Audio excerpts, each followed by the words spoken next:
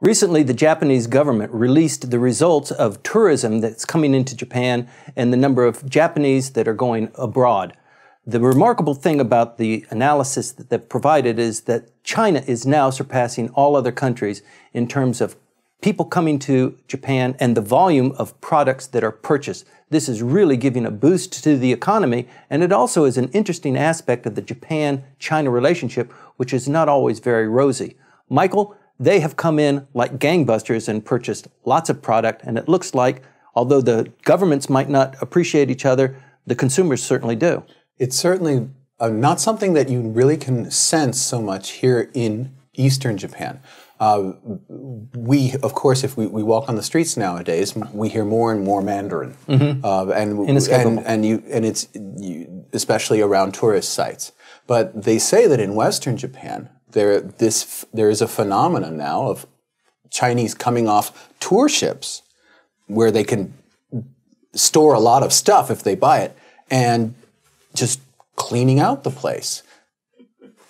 I have to laugh because I was in Hokkaido in June, and that's where I noticed it for the first time, because I was in Otaru and speaking at the university there. And apparently there are Japanese dramas that are shot in that city and watched by the Chinese. So yes, they were buying all the goods, but they were also interested in the TV programs. How about that? Which was very surprising to me because I didn't think that a lot of the Japanese dramas had legs internationally. Or be allowed by the censors into... That's right. But that's what I was told by the locals there. And I added, is this a positive or a negative? And it was a little bit mixed. And I hear that too in Tokyo, in Ginza, in these places where people are hearing Mandarin and it's crowded here anyway, but it's even more crowded. The obvious interest in coming here is the weakening of the yen, so things are cheaper. Made in Japan is valued, the craftsmanship. This is all a positive. And it's interesting, as we talked earlier about Japan's public diplomacy, that you have people coming here.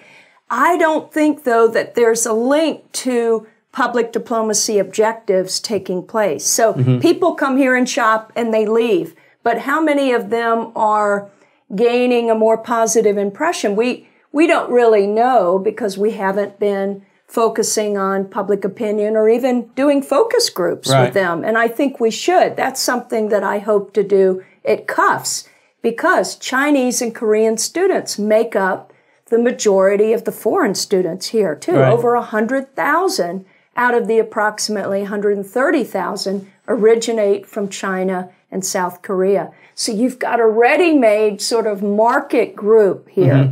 And it's very exciting to think about how we could improve regional public diplomacy related to shopping. But ultimately... But it's not just one way. It's the Japanese side is having its vision of, in this case, China, completely reworked. That's Remember, for most persons of a certain age, we won't go into what that age is, China is a poor country. It's 800 million peasants. And suddenly, here are all these millions, and it was over 4 million Chinese tourists have come here in the first 10 months of the year. Amazing. Which is, no country has ever sent 4 million of its citizens into Japan before. And they're not poor. They're not staying in the cheap hotels. And the reflection of that was that there are a set of words that are chosen each year as the word of the year. And there are about 50 candidates. And the winner, well, it was co-winner. There were two chosen, but the winner that everybody said this should be the word of the year is about Chinese buying. It's called Bakugai.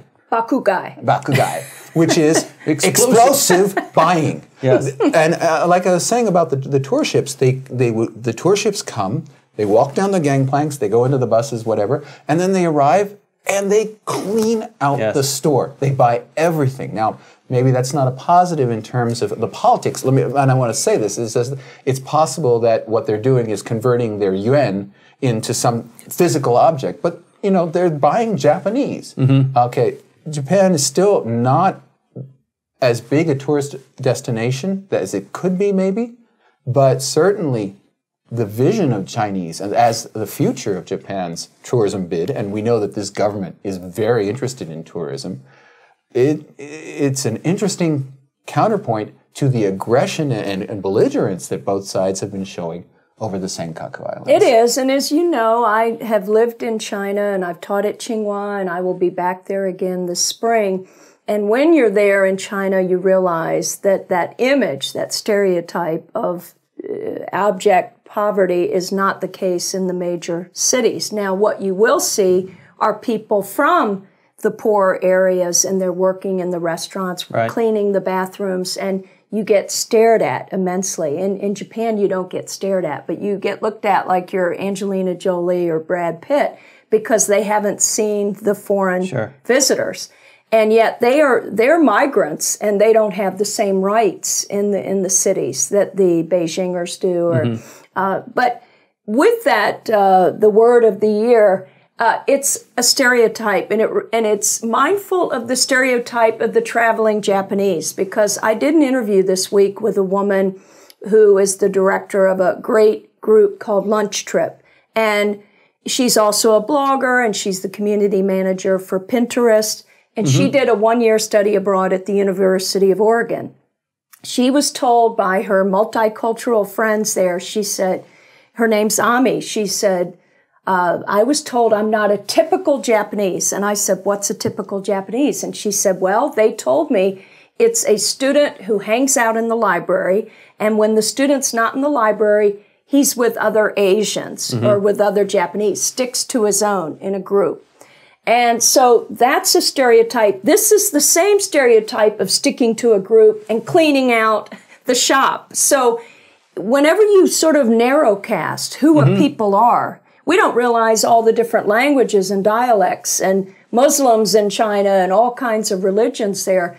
Just reducing people to, oh, we've got a lot of shoppers in China. I'm not sure if that's going to really contribute to mutual understanding, better communications, if we don't make a real concerted, strategic effort to talk to each other and dialogue with each other. One of my friends who runs a shop gets a lot of Chinese, and she was telling me it was sort of reinforcing for her some negative stereotypes, because there was, in her mind and her experience, a different type of shopper coming in. A social interaction they're not quite used to. And they should have training and cultural indoctrination before they get off the boat, because it is a little bit rough and a little bit, And that's what Japan is really good at, because when I came here in 1993, I've shared before that we were given a do's and don'ts recipe. And it does give you a little bit of a layout of the land. It also makes you hypersensitive to making mistakes. So it has to be more back and forth. And that's where the conversation and dialogue is really good. Get people around the table. So what Ami did, she held sushi rolling parties, but for an international network. And she had some Asians there, but it was designed to get people talking as they were making a very traditional Japanese dish. But in the case of the towns, particularly in Western Japan, that are being called upon by these ships, but Otaru, of course, is in Hokkaido. It's at the other end. The phenomenon, of course, looks like salvation economically. I'm sure. Yes. Because you say, it's rough. These people use their elbows and they knock each other over. They're saying amen. And they're saying, but at the end of the day, the cash register is full of cash and the shelves are empty. Sure. And they say, that's great. And so it's a trade-off. And let's face it, anything that further, that somehow paints the Chinese in a positive way, even if it's this very, very commercial, very commercial. Boxing term that we use of Bakugai. It has both negative and positive connotations of buying, but also being rough about it. That's right. Because it's explosive buying. It's not some other I mean, that's why I saw it as a little bit of a negative word of the year, but... I'd like 5 of those. But the other point here, though, is that, as we found with exchange of students, is that these people come back to their home countries as ambassadors to talk about what they did and what they saw in the kind of experience that they had. And I think the Chinese also, I mean, these are a lot of Chinese that are going back to a country that is traditionally known as someone who doesn't really appreciate the Japanese. You're right. Going back with good stories, good products. I've got a gift for you too. Well, potentially they are ambassadors, but here again, let me give an example. When I worked at USIA, we have the International Visitors Program, now referred to as International Visitors Leadership Program. The embassies overseas would handpick people, up-and-coming journalists, business people. They still do it today, and they come to the U.S. for 2 to 3 week study tours. Some of these people we know from research return to their home countries with reinforced negative interpretations of America, because that short trip, it can go either way. If you are really open-minded, if you are looking at all sides, if you're introduced to different points of view, if you read up on it, there's a lot that goes into really improving your intercultural understanding. So if you don't make that concerted effort, the easy thing to do, because we're all sort of using mental shortcuts, is to just default on these cultural stereotypes. So we have to be careful, and that's why I believe so much in education. You have to, they're going to come regardless. We want them to return. I like it that the cash registers are singing, but I want to use those students who are coming here as a resource of understanding, and make them feel like they indeed become East Asian ambassadors, not just nation brand ambassadors. And a lot of them, when I tell them this, they've never even thought about themselves in that context. Well, I think this is just another example of the change that we're seeing, that technology, and in particular the internet, allows people access to information that normally was not accessible, or maybe it was able to be accumulated by individuals, but not at the rapid pace that it is now. And so we're seeing, as we talk about politics, economy, the military strength of Japan and their involvement throughout the South Pacific, it's really changed, and even the things that we talk about now, based on experience that we've had in the recent past, the sand is just really shifting. Well, in this case, we all expected that it would take years and years for Chinese tourists to arrive. That because of the tensions that pushed down the numbers for a long time, that the rebound would take a long time. But it's happened over a year. Right. And it's happened even as the supposedly anti-Chinese Mr. Abe is still prime minister. There was no need for a political changeover. Right. So in terms of the politics, this is really, really bizarre. And Japan has received 4 million of China's tourists. That's out of 60 million that China sent out this year, and they're going to be sending out more and more and more as the country becomes more and more wealthy. Japan wants a piece of that. Sure. Whatever. Whether it's a positive image, a negative image, who cares? We want a slice of that pie. Right. It's not directly related, but the IMF has also recognized the Chinese currency in the basket of goods that it'll be considered as SDRs, yeah. Yes. So that's reputable currencies. Is reputable currencies. So it's just going to get bigger and bigger as long as we don't blow it politically, which is up in the air.